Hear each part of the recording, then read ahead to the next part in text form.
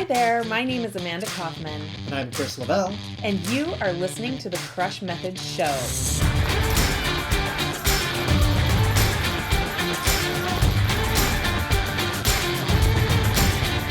Join us each week for ideas to help you move your coaching business forward into service of others faster and with better results. We're committed to professionalism and coaching, and we want to help you get it done. Well, hey, welcome to the show, Alyssa. I'm so glad that you're here. And thank you for accepting my random invitation to have you join me on the Crush Method show today. How are you doing?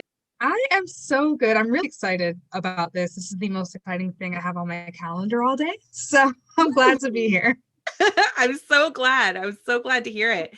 So, Alyssa, I'm really excited to dig into what you do as a coach and specialty. And just for the listeners, you know, Alyssa and I come from a very similar training in our coaching, like mindset coaching, core energy coaching. But we didn't go to school together. We actually grew up in the community together over the past couple of years.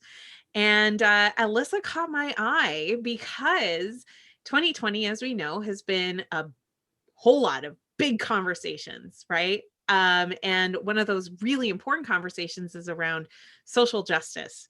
And Alyssa, I mean, wow, you know, we were two members of a Facebook group basically, and you caught my attention through really bravely stepping into that conversation that could not have been comfortable. And what really impressed me is you keep talking about it. And when everybody else, like the news cycle seems to be slowing down the conversation a bit. And I've just been so impressed with it. I had to invite you to the show. So welcome, welcome, welcome. Yes, thank you. It's like you said, 2020 has been a real whirlwind. Like, I was looking at my vision board that I did in January and I was like, what? I had no clue. Yeah. Like you literally have no clue what was actually going to happen. But yeah, this topic is extremely important to me. And I feel like exactly like you said, I'm continuing to bring it up and make it a part of the conversation, even though it's died down elsewhere. Yeah, so good. So just so that people kind of get to know you a little bit, do you mind just taking 30 seconds or so and just like bragging a little bit about what you do? Yes. So my name is Alyssa, if you guys haven't found out already. I am an anti-racism coach. I am a single mom to a 4-year-old, living in New York, possibly moving to Texas. We'll see on the next episode. But I have been really honing in on anti-racism as a way to help people make an impact. And by doing that with in their lives, in their regular everyday lives, as well as in their businesses as coaches and other service providers. That's amazing. That's amazing. So I'm curious, like, were you an anti-racism coach before March 2020, or did you see like that coming and then decided, oh my gosh, like that's my calling, I have to follow that? I'm just really curious. How did that come about for you? Yeah, that's actually exactly what it was. Before this, I was a life coach for moms, helping them pursue their passions. And that was my own story. So I felt like, okay, like this is how I can help people, you know, do the things that they want to do. Because I know moms tend to get like really stuck and not being able to do the things that they want. But then right after George Floyd was murdered at the end of May, I like it was like an off switch happened in my head and I was like, I don't care about that stuff anymore. I'm just going to talk about social justice, anti-racism, and what people can do to help, because what I was seeing in my internet world was just a I'm getting like the visual of there's this scene in Mean Girls where Regina George is just standing there and then the entire school is running around in circles. And that's what I imagine the internet being like. Everyone is just running around screaming, not knowing what to do and wanting to do something. But I was just like, okay, let me just talk about this and help these people out. And after like 2 or 3 weeks of talking about it, literally practically on the same day, both my coach and my therapist were both like, why don't you just make this your niche? And I was just like, what? oh my God, I don't know. Like, me? What do you mean? And I was like, you know what, I'll test it out. I'll make a little landing page and I'll do this for a little bit and see, see if I like it. And it's been 4.5 months since I've like officially made the switch. And I'm like, this is it. This is me. This is what I've been meant to do. Oh my And I gosh. feel so passionate. Yeah, oh my gosh. Like if you happen to be listening to this on the podcast, you just have to like feel the energy of Alyssa's smile right now. She's like beaming from ear to ear. And I want to like pull at a couple of threads around your business journey on that as well, right? Like uh you started out as really kind of coaching yourself 5 minutes ago. And that first self you selected was the mom who was looking for, her dreams and the connection. And that was sort of the identity that you were relating to. But I love how you allowed yourself to continue to pursue your passion, your interest, like this thing that you couldn't look away from it, it sounds like. And how did you know Mean Girls is like seriously one of my favorite movies? Um, but I know exactly what you mean with that scene of like, just like there's total chaos going on and Regina George sparked the whole thing. Um, and it's like people just didn't even know what to do with themselves. And that's such a great way of describing it. But what I love is you followed that, maybe not even realizing it would be a passion exactly, but you followed that clue, that big clue that was something that you were drawn to, that you were pulled to. I love that you used your coach and your therapist to kind of like process through how you were feeling and experiencing that. And coaches, listen to this. She threw together a website and said, "Hey, I'm going to give it a try." Yes. Right. And now Yes. you're beaming ear to ear because you found something that you just love. We are always coaching coaches to like be okay with having a hypothesis for what it could be, but be okay with pivoting too. I love that. It's so good. Thank you for sharing that.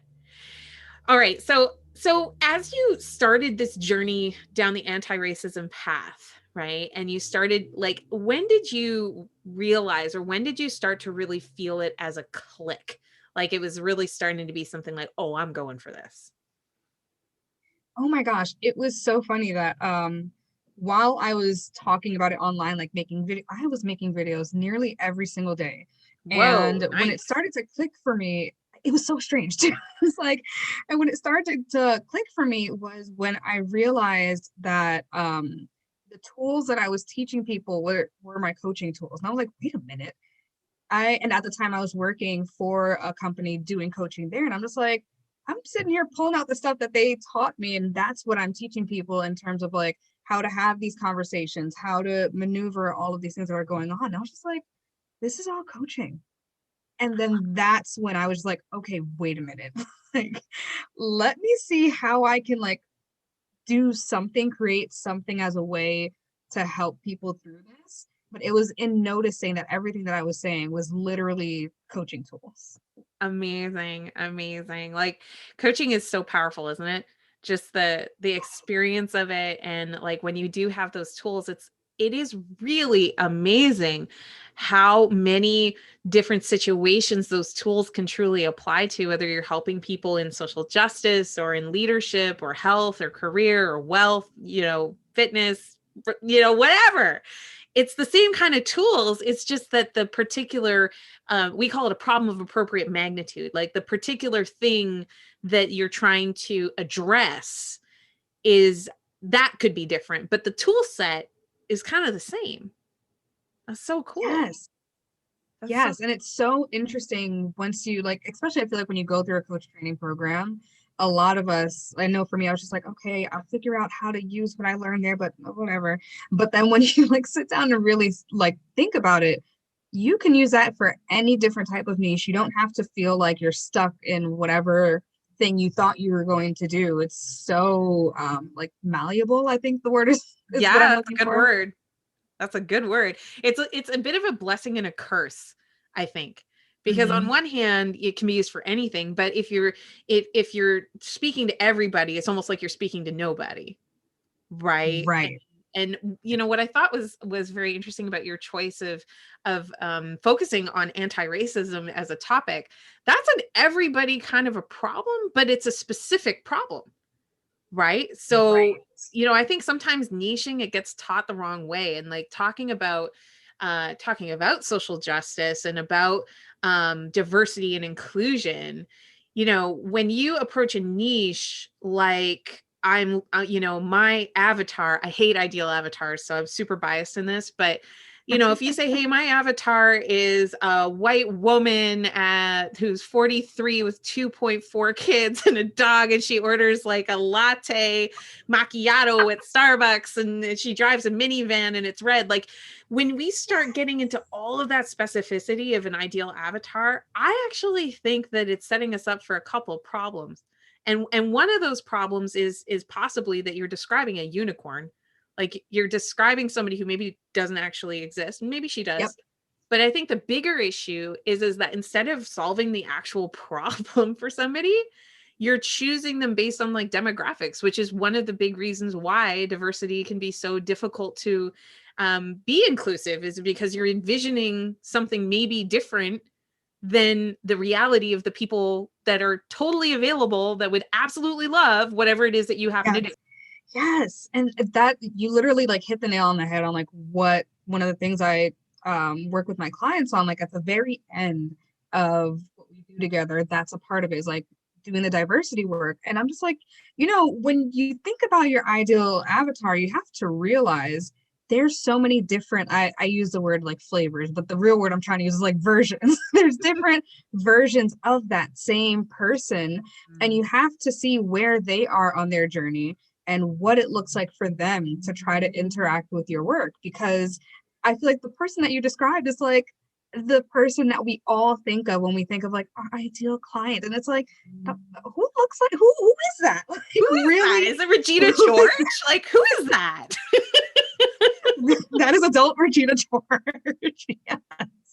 For sure, for sure. Amazing. I love this. So Alyssa, when you're having this conversation about anti-racism, I mean, like, it's obviously a pretty charged topic. And yet you Mhm. talk about it even to this day pretty much daily. Like, I'm seeing you on Facebook pretty much every day, sharing something that's really valuable to the conversation. And I think one of the things I really admire about how you're talking about it is that you're not shying from the topic, and you are also I can tell you're being very careful with how you're saying things to still be received in the spirit that it's intended. Yeah, yeah, it's so good. Right. So Yeah, and that is something I feel like I have to, not, I don't want to say tiptoe, but when I'm talking about it, I want people to listen to what I'm saying, and I want people to know that there's like deeper meaning to what I'm saying. So mm, like I come on every single time and I'm like giving value, but at the same time I'm just like, hey, I'm okay. You're okay. You're not a terrible human. We can all exist here. But listen, you still need to change. yeah, I mean, that like, and influence can be really tricky, right? Because sometimes it can sometimes feel like you're sort of saying the same message over and over again, and you wonder sometimes if you're getting through, I suppose. But I'm curious, like, are you getting through? Do you feel like it's starting to resonate with the people that you have some influence over? It's a very interesting thing. So I feel like in June, people were like falling over themselves, like listening to my stuff, commenting, sharing, doing all the things, right? Hmm. And as the months have gone on, it's like dissipated. Mm, And what I have noticed though is the people who do sign up for me as clients, they are more heavily invested though. Like I'll get on a call with one of my clients and they'll be like, yeah, so I heard your video the other day. And I'm just like, oh, that was never a thing.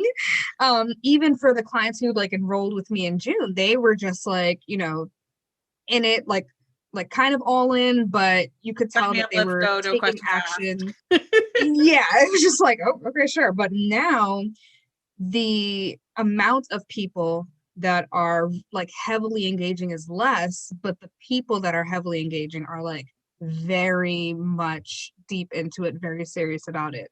Versus before, it felt like everyone was kind of like trigger happy and was just ingesting all of the things. Yeah, gosh, that's like you're really describing the general consumer trend and curve, right? Like what the new thing, like if you want to have a bit of a kick, go to Google Trends and look up the term fidget spinner. Oh And my gosh. Yes. right? So, at the time that fidget spinners came out, it was just like, the only thing that everybody could talk about. And then there was like, I say fidget spinner, you're like, oh yeah, right. And that's just sort of the natural way that consciousness tends to happen. One of the things we teach in our programs is this concept of consciousness based selling, because we don't believe in pushy sales, we believe in conscious sales, right? Like where your client is stepping into something because they know that it's aligned and it's right for them, not because you tricked them, right? So, but with that consciousness, one of the things that we teach is that when somebody's getting into that point of having the conversation with you and they're like maybe going to hire you as a coach, their consciousness to the situation, to the problem that they've been facing can be elevated, right? So you can really have some movement and decision making and commitment that's happening in that space because they're literally awake to what's going on. But if somebody gets Right. off the phone or they get out of that sales situation, they return to, Taco Tuesday and the commute and dealing with homeschooling and all of that kind of stuff, then what happens is like we describe it like their consciousness literally recedes. Like it just kind of it goes back into Yes. hibernation and back into hiding. And I feel like there's a lot of your work, and please correct me if I'm wrong, but so I know you're a consciousness based coach, like you teach about consciousness and all of that. So can you talk to me a little bit about like why is it that the conversation is receding a bit, a lot, on social justice, even though it was like probably the biggest conversation I can remember in my life that I can remember. I don't know about how you feel about it. How do you feel about it? Yeah. Yeah. Yeah. Oh my And gosh. then just like It's 6 so months later. funny. And then yeah, exactly. 6 months later, it's just like, oh yeah, that thing. Like, and like they're looking at their shelf of like the books that they binge bought and like have maybe touched one. But no, it's really funny that you actually mentioned that. Like I just wrote out an entire social media post talking about the cycle. And Ooh, it's really just this whole cycle that we all go through. And I wanted to really put that out there so people can say like, hey, I know that you feel like you're doing something, and what happens is that an event happens mhm, and then we have a reaction to it. And for this specific example, the event was George Floyd's murder. And then we have the reaction, which is like, oh my gosh, this is terrible. What is going on? And just like anger and frustration. right. And then what that immediately led into was shame and guilt Mm, of feeling like, how did I not know? This is terrible. mm, I don't know what to do. And just like that really heavy energy. mm. And then to get out of that heavy energy, it was the action. And for that's what I was talking about in June. Like a lot of people were taking that huge action, buying all the books, hiring all the anti-racism DEI people, donating money, creating scholarships, like doing all these big, big actions, just jumping off of that shame and guilt. And then what happens after that is this feeling of like stuck, of like, okay, now what? Like I bought the book didn't fix me. I joined the book club, that didn't fix me. It fizzled after I 3 don't, meetings. yes, that one Yeah. too. Yeah. And then they're just sitting there in like this limbo situation of just like, okay, now what? And then what eventually happens is that because they are so stuck and don't know what to do next after that big action that they took, it becomes like it goes on the back burner. They're just like, okay, well, I need to do my business. I need to deal with homeschool. I need to do all this Kind of stuff. This is still important. those habitual front burner things kind of come back to the front burner. Love it. Exactly. Love it. Exactly. And so then they're just like, oh, well, this is still important to me. And like 100%, like I fully believe that it's still important to people. But since they don't know what action they need to take, they're just like, I have to figure that out later. This stuff is important. And then another event happens, and then we're going through the same thing again. Oh my gosh, man. You nailed it, right? The cycle of change and, Yeah. and every transformation is like this, but, when it comes to anti-racism, the cost of that is so high.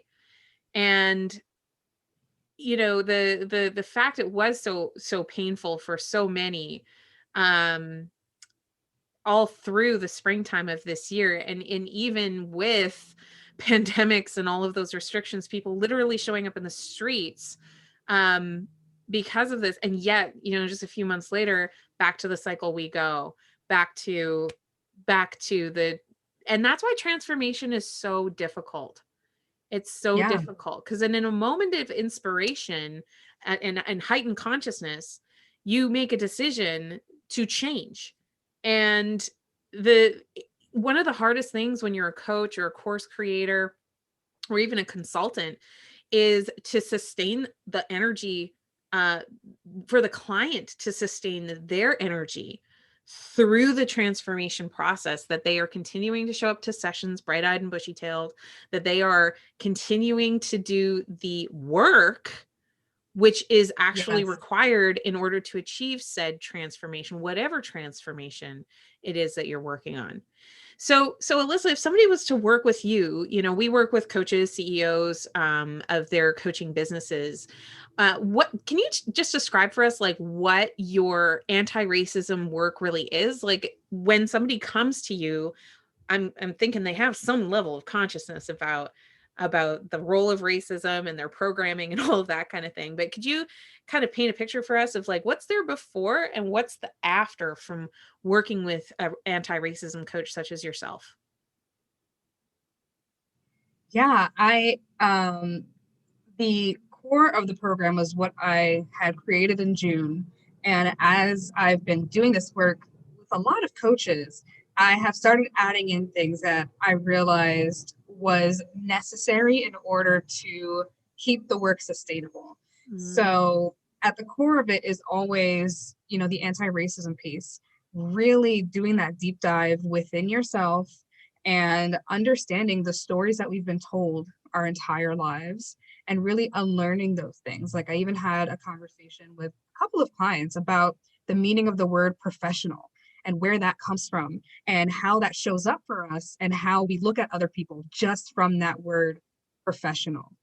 And it seems so, I mean, that's a regular everyday word. But it's like it allows you to look at someone completely different.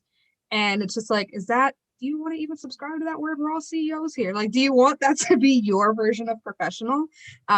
So even regular everyday things, really exploring that for ourselves and then also doing the actual actionable work, which is sometimes the hardest part of like having conversations and productive conversations mm, with like your friends, your family, the people in your circle. And my favorite part with my clients is having them see where their spheres of influence actually are. If there's this amazing diagram that like showed like a person standing in the middle and it showed like different circles of just like school, work, church, community, all these places where you have some type of a voice. Like even if you are a single person with your mom and that's the only person you talk to, that's one person that you talk to, right? exactly. You And can't get away from influence. You have influence. yes, Yeah. yes. Yeah. And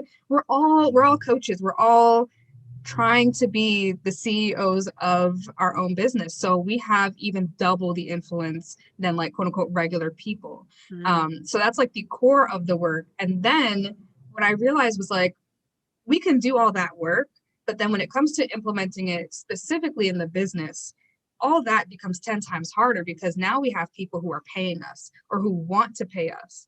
And so when that comes up, a lot of like people pleasing, a lot of scarcity mentality, all of that stuff.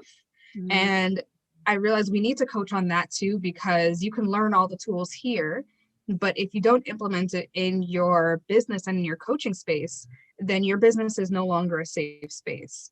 And that's my goal, is to have them be a safe human and have a safe space for their business. And then the final piece is working on like little, I call it like little sprinkles of diversity and inclusion.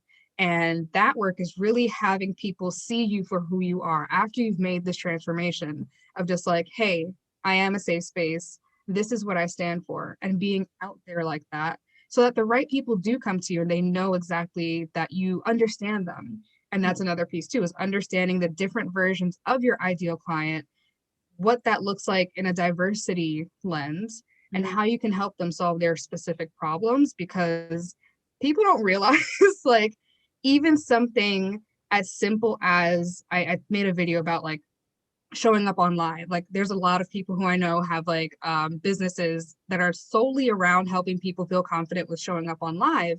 And I was like, that's fine. But when it comes to Black women showing up on live, it may not even be a confidence piece. But if you're just talking about confidence and we're thinking about the fact that like I was talking about hair texture, and like you said, right now I have on my scarf.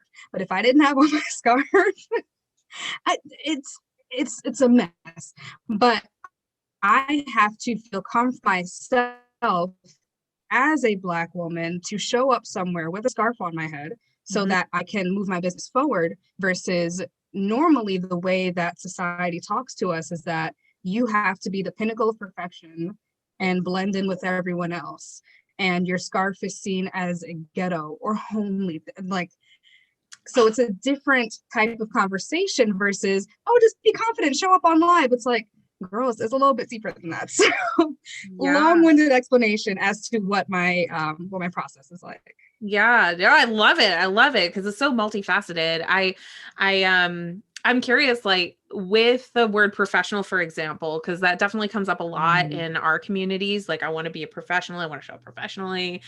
I wonder, would you mind unpacking for us a little bit? Like, what about that term or that word could be problematic when it comes to how you're using that or how you're showing up in your business?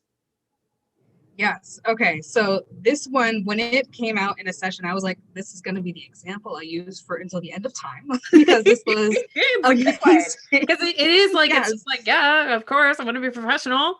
Right. Right. And it's such a regular word. And where it came up was for all of my clients, I purchased a lecture on anti-racism, and it's by an anti-racism educator, and she is a Black woman and she is completely 125% herself. And when my client listened to it, she was just like, oh my gosh, I hate that I'm saying this, but like I wanted my family to listen to it too. Like she's talking about like her parents, but she wanted to like send it to other people because she felt like the information was amazing, but she kept having the default thought of, I wish she sounded more professional. And that is so normal.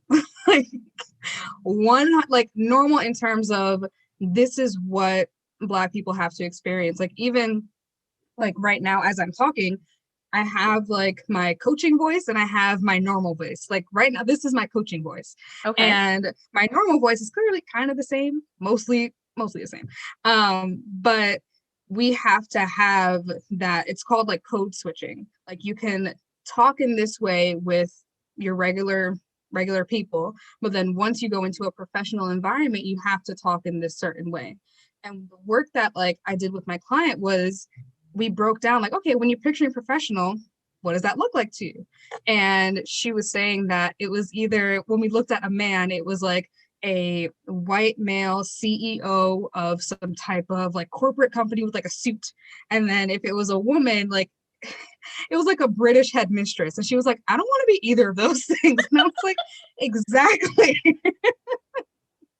I love that. I don't think any of us do. But when we think about professional and we have this specific image of a person, when someone else comes in, no matter how much information that they have, no matter how much knowledge that they have, if they don't fit that image, then that alone brings them down some notches. And when it comes to culture, that alone, just someone walking in their natural culture, that can be seen as unprofessional, and that alone makes it difficult for them to get ahead. So if we were to change the way that we think of professional and what that actually means, then that can create more opportunities for other people. Like when I worked at the restaurant, I could never walk in with my scarf. Like I would, I literally could not. I would have to either flat iron my hair in the morning, and that's me waking up early and damaging my hair, or I can't even give you another option. Like that's why you see so many women who would like rather wear. If I had the money, I would get like a $500 wig, and those wigs are expensive, but it's for the same purpose of I don't have the time and energy to present myself as this person, as this version of myself every single day. So I need to take this shortcut so that I can still blend in and fit in with your mold. So good. Alyssa, you're just amazing. And thank you. Like just that one word, the confirmation biases that people have, the unconscious biases that people have about just something as innocuous as the word professional. It's not that innocuous at all. I love it. I love it. That's so powerful. Thank you for sharing that with us. You know, you're really speaking to my heart, and I really appreciate you and appreciate you taking the time. You know, when I started in the coaching industry, I'm an ambitious girl. What can I say? Like I want to really create meaningful impact, and I want to create a real a lasting impact, right? And so I've got big plans, big vision for where I'm headed. And I remember starting out with my business, and I'm like, I'm not tall, I'm not blonde, and I'm not skinny, right? And when Yes, I first stepped out into this space back in 2016, 17 is when I was really looking around and like looking at all the marketing and everything like that. And I did not see myself, right? But at the yes, same time, I definitely do acknowledge like the privilege that I have and I have experienced in my life.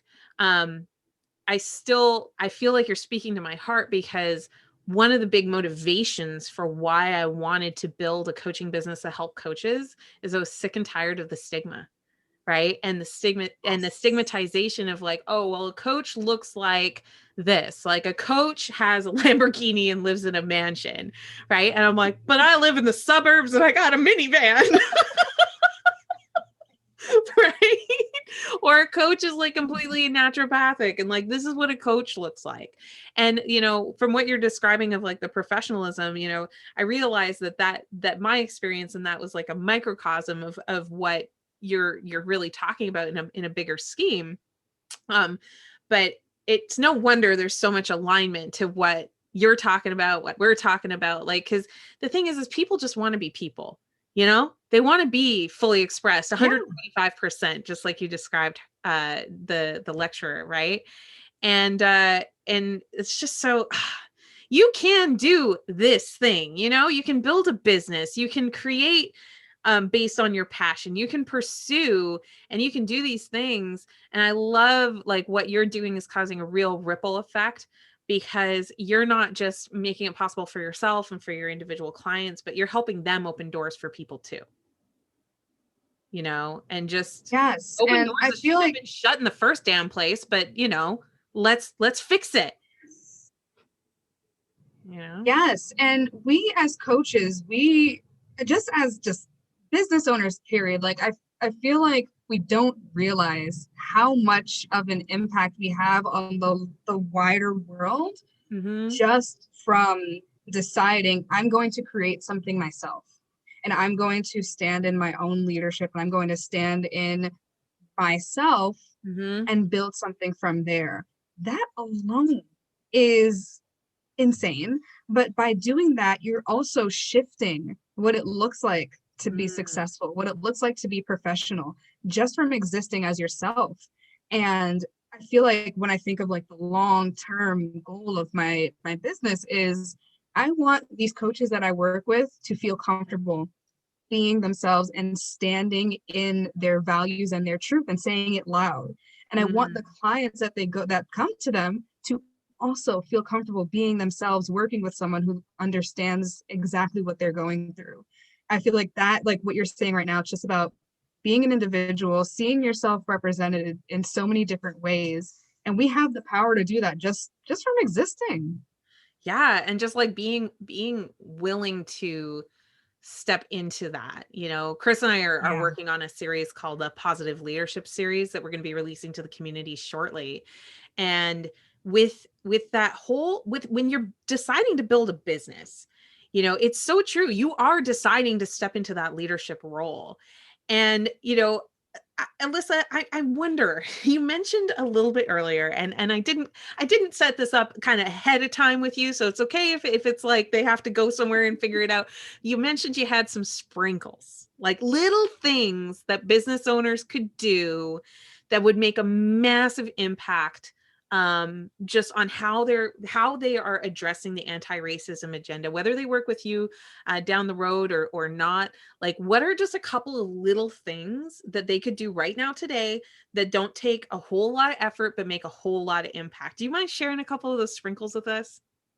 Yes, absolutely. And because these are, I feel like the easiest part, and it's kind of why I save it for last because it's literally the easiest part. But something that from like the very first call that I have my clients start doing is diversifying their existence. Mm, Because what I've noticed that a lot of people are doing is we're reading books about racism, we're reading books about diversity, about anti-racism, watching the documentaries. Very important. But when it comes to the specific people that we're trying to help, that part is completely lost. Like the culture, the actual regular everyday issues that happen, all of that is completely lost. And what I have my clients do is just learn how to diversify their lives. And like mm, literally the first, like one of the first couple of calls is I have them go out and write down every single thing that they like to do for fun. And some of them come back and they're like, yeah, I like watching documentaries. I like reading nonfiction. I'm like, okay, but what fun stuff do you do? Like, do fun things. Tell me what they are. Come back. What movies do you like to watch? Like, when you're binge watching Netflix, what are you binge watching? And like, what we do is we go through every single thing and we take the qualities from those and mhm, then we try to find something that can match that, that is involved in Black culture. mm. And I feel like by doing that, that just starts the sustainability piece because it's not like, oh, I have to go out and do this thing. It's more of just like, I feel like watching a comedy today. Let me put on my favorite whatever. I don't know. I don't watch comedies, but like, like really making it so that different cultures are involved in your life. And something that I haven't spoken about much, but I feel like is kind of helpful is I'm actually half African American and half Cuban. Mm. So I didn't realize that I was actually doing this work on myself, but that's something I had to actually go out and do. Like my mom was the one who's Cuban and she's a single mom. So I'd see my dad like, the every other weekend thing. And yeah, I do get culture and like all that from there. But when I'm at home, it was very Americanized. Mm, And so in order for me to really get involved in like in Black culture, I had to like intentionally watch the movies, watch the shows that everyone was watching at the time. I had to make that an intentional thing. And that's what I teach my clients to do too. It's like, yes, I could sit down and watch Friends for the 25th time, or I can like watch something or that Mean has Girls. similar qualities, or Mean Girls, or I can do something that has similar qualities and will fill that cup for me. I will still feel like I'm enjoying something, but I'm also understanding what Black life is like little by little, and not for you to just sit there with a notebook and like, but you'll be more ingested into the culture and really like bridging that out for yourself. So that's like the one easy thing, and the second one is just being comfortable with being yourself, your Mm. full self as you're talking about your business, like not just this like cookie cutter professional version that you feel like you have to be, but just feel comfortable talking about things that are important to you that aren't just about your business. And then when we do the harder stuff, it makes it easier and people understand what you're about. That makes so much sense. That makes so much sense. And with our business as well, like I think there's so many decisions you make along the way, And the more consciousness you can have about your decisions and about why you're choosing them, the better off you're going to be. And I remember like way back when we were really like, Chris wasn't involved yet. I was still doing my thing. And I was faced with this odd question. And it was like, should I be a coach for female coaches, right? Or should I coach women? Was the thing I was faced with. And I had like a moment of consciousness, and I actually shared it with Chris, and he's like, well, why would you? Like, why would you just limit yourself like that?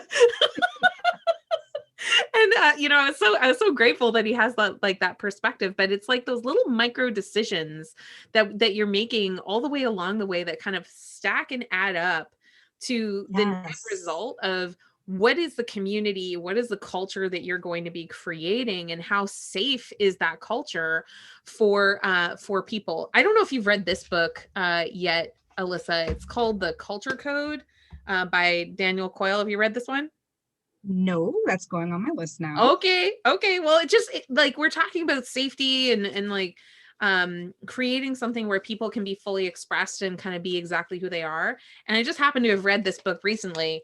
And when it comes to, it's called The Secrets of Highly Successful Groups.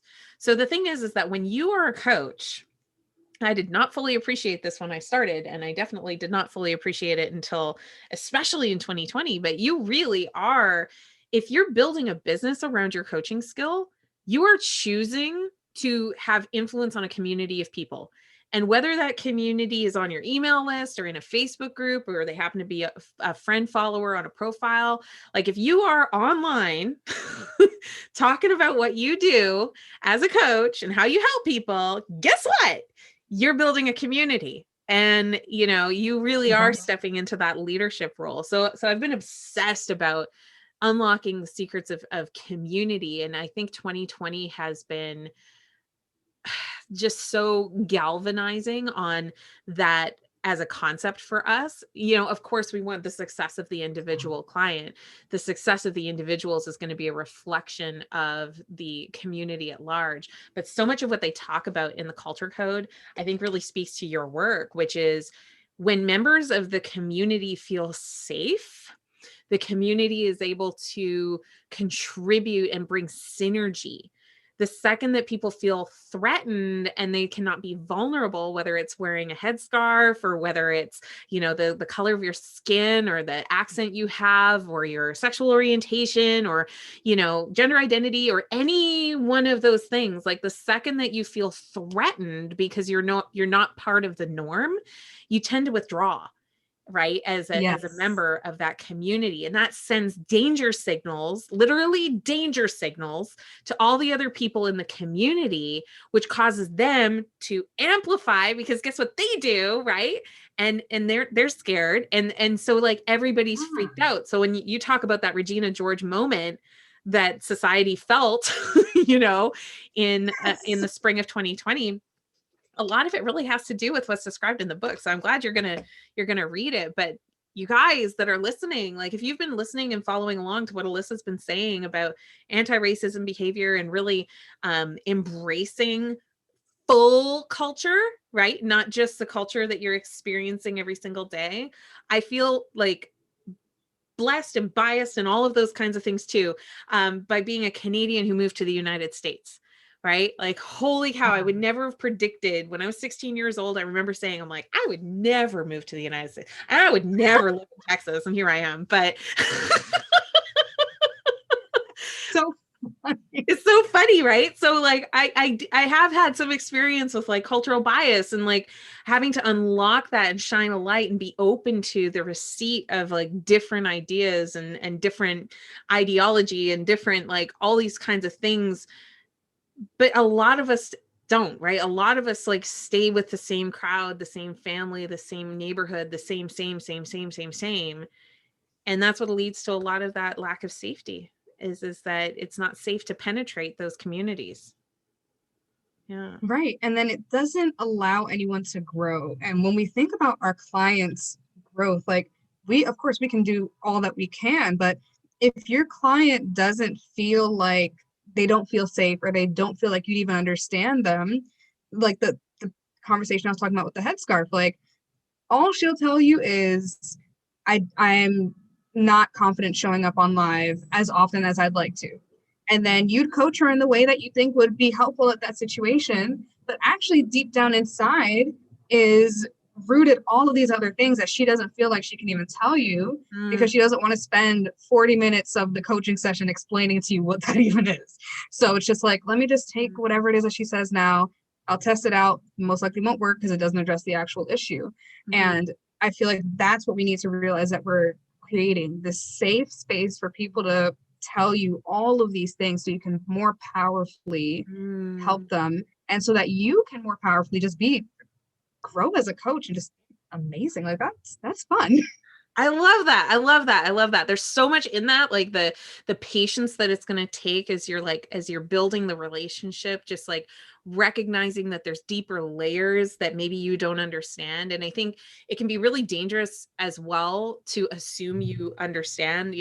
I love how Brene Brown talks about the difference between sympathy and empathy, right? So practicing a lot Yes. of empathy for your clients who maybe have a different cultural background, who maybe uh, they're not, like, don't expect people to just take a lifetime of trauma that they've experienced, or uh, even just holding judgment maybe against you, possibly, who knows Right. what their experience has been, but like holding that space and having that patience and having that empathy and creating that safety that people can unlock and open up to you. And then you can have the most amazing breakthroughs, amazing relationships, lots of diversity and rich kind of relationships and connections. And part of why I'm looking at community so much is that it's one thing for Amanda to reach out to Alyssa and have a conversation, right?